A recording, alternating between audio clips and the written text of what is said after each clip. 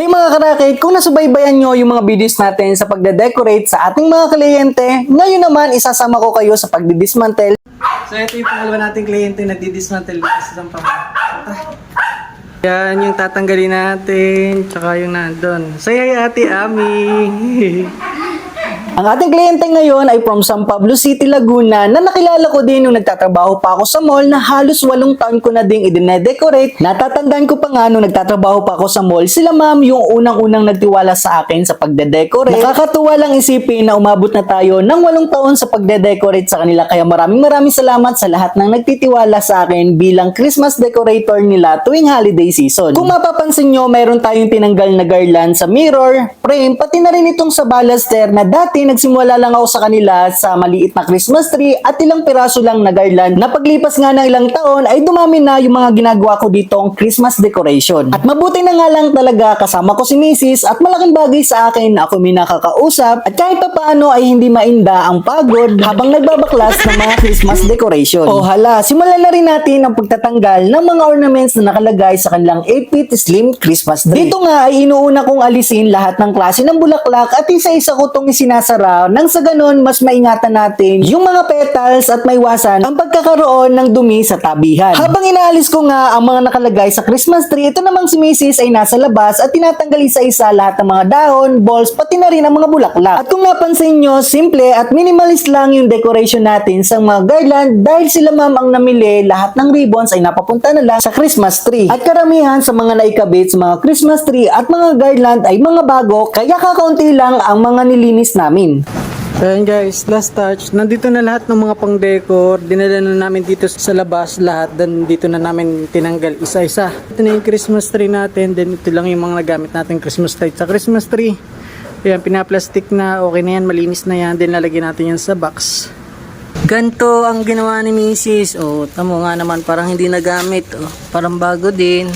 Pinaplastic niya isa-isa. Ayan, parang siyang nagpapakulit dyan. Oh, kaway Mrs.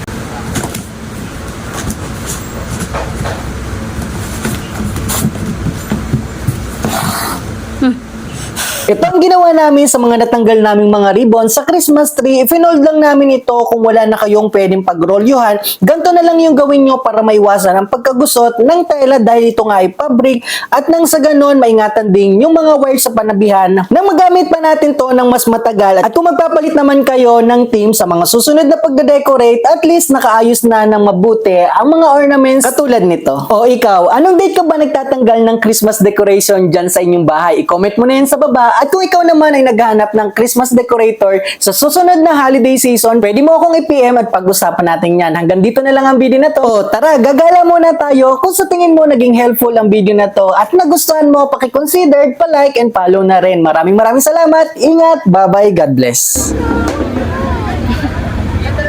Sabi ni nanay, sexy daw. Yan yung bang. Yan yung ano yung... Boss, thank you! Thank you po. Beses. Nakarami ka. Nakarami na budol. Oh. Bedsheet, mga punda, ayan pang replace. Siyempre, kailangang magnegosyo.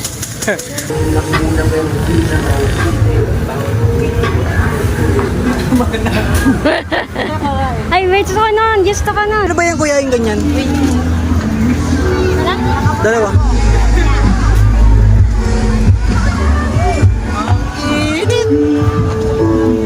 Ay,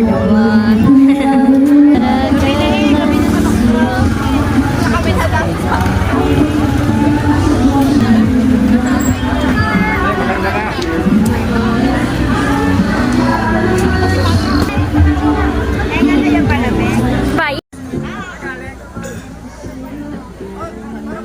Hindi ka, pipig.